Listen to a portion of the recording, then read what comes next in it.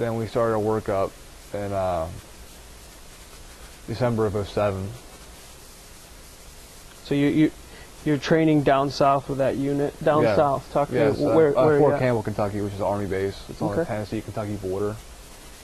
What are you doing? We're basically just shooting artillery the entire time.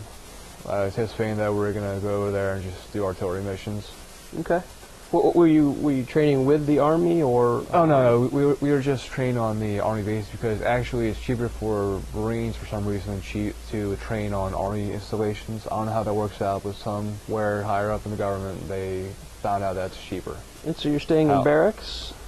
No, we're sleeping outside. For the entire time? Pretty much. How was that? Miserable. Because it just rained non-stop. Yeah. And you... but that training was only for a month, and then we came back. This was the December time frame. I was 20 at this point, and then I remember turning 20 in Fort Campbell, Kentucky. And then we came back. We had holiday leave for Christmas, and then we came back in January of '08. And then when you say came back, what do you mean? Yes, where we came back to Mike Battery, which was located in Chattanooga, Tennessee. Okay. So let me just follow this, make sure that I'm straight here. In February 2007, you get done with training. Yes. And then April 2007, you volunteer to be attached to this Mike Battery artillery unit who is going to deploy. Yes.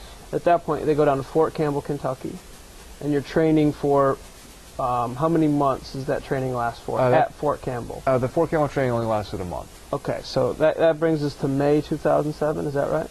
Oh, no.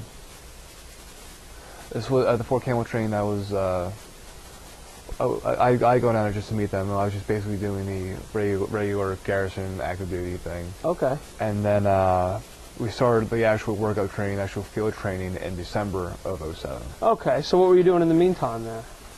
Basically just regular active duty like this, like just back here in the States, just doing nothing pretty much, just getting to know people, getting equipment and personnel ready. So this is at Fort Campbell you're doing this? Oh no, this is at Philadelphia and in Chattanooga, Tennessee. Okay, so you're splitting time. How are you getting back and forth? Plane. Okay. On their ticket or? Their ticket. Okay. That's got to be a pretty hectic travel schedule. I mean, how often did you have to go down and back? It depended. It was a need basis. Pretty much like twice a month. Okay. That sort of thing. Where did you stay when you went down there? Like temporary housing? Yes. They had housing for us. Was there a lot of guys and gals in your situation? I mean, this. There's 8 guys. Okay. And so and then that brings us to December of 2007.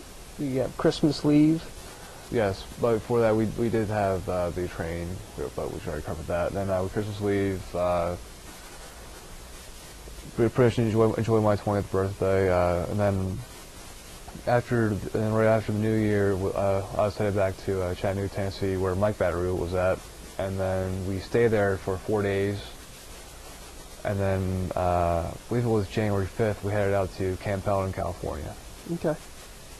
The entire unit? Yes. Okay. At that point, you know you're deploying, and this is actually full-time activating. We're going out to Camp Pendleton. Well, that's what I wanted, so. Yep. I didn't really join the Marines just to sit around and do nothing. Like, I wanted to go. How did your unit feel like they were prepared, ready to go? No, but that's why we were going out to Camp Pendleton, so we could train, prepare for a few months, and then go. What was that like? It was very interesting. Basically, we did a lot of we still shot artillery, but that was only for a brief stint. It was only about a few weeks, and then we got into the infantry training because we found out we were going to be a improvised infantry company. Improvised infantry company? Yes, because there was actually no more need for artillery in Iraq because they don't want us destroying all the civilian-owned buildings, the mosque and whatnot. Okay. So what did that training consist? I mean, you'd had some, because you just got out of basic training, so you had some training. What did that consist of, though? Basically, we broke down, artillery, there was 2 platoons. There was a guns platoon, which is basically all the gun rocks, basically launched the rounds, and then there's everybody else, which is headquarters, which is the comm marines, the motor T guys, the guys who fix the howitzers, Okay. and cooks and all the other support individuals.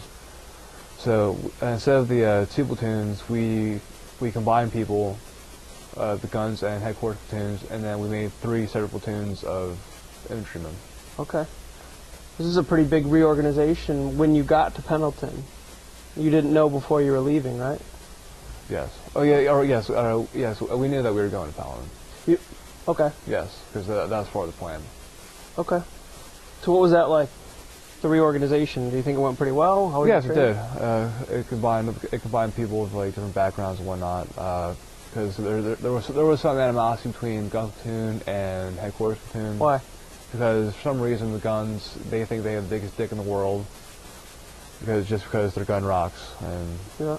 there's no one better than them. But that's their attitude. Don't know why, but that's just how they are. Sure. And so now you're all kind of mashed into the Yes. same group. And what does your training consist of? What do you do? Basically, we did basically like the things Marines do in combat school, which is basically clearing danger areas, learning how to clear rooms, clear full buildings, just patrol tactics, stagger movements, like those sort of things. How to move during the day, how to move during the night. Were you good at it? I wasn't good at first, but then I became good at it because we practiced it nonstop, and our 1 platoon sergeant says humans learn by repetition, and we're going to do this 25 times every day, so you guys get it down. What was the hardest part to get right? Basically, it was clearing rooms, believe it or not. The whole thing sounds easy, but working in a team of people that you don't know, it was kind of hard. So basically, we had to learn each other's personalities, and learn each other's strengths and weaknesses. So basically, that was like the one barrier was basically getting the unison. What did you do in your free time? Basically, since we were in Camp Pendleton, we went to Los Angeles or San Diego every weekend. Is that right? Yes. As a platoon, as a unit, 2 or 3 at a time? Basically, no. We just since like we didn't have any cars out there, we just went to the rent-a-car place on base every weekend and rented 2 or 3 cars and just went to San Diego or Los Angeles, or we took the train. Did you usually go with other members of your platoon or other members of your squad? Basically, no. We went as it was just whoever was in the battery. So I guess when you're making a new unit, right? Like when you divide into 3 platoons. So when you go out socially, did you go right back to the same people that you were with before?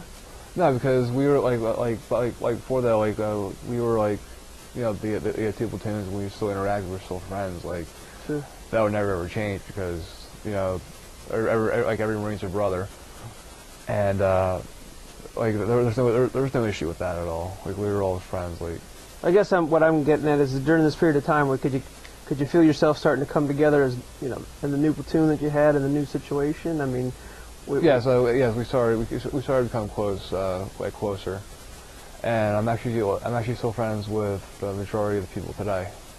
What do you think triggered that coming together? Was the training? It's like the training, like spending time. It's just like the time spent together. That's what triggered it. It's like that, and we would work during the day, we'd PT together, and then during the night we just sit around, smoke cigarettes, and drink beer together. So as you get close to the deployment, what are you guys thinking? You think you're ready to go?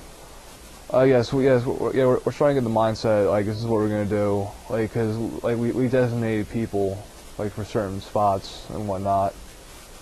Certain positions. Yeah, certain positions. This is what you're gonna do? Like within the squad and within the platoon and whatnot. Okay. So where's the first?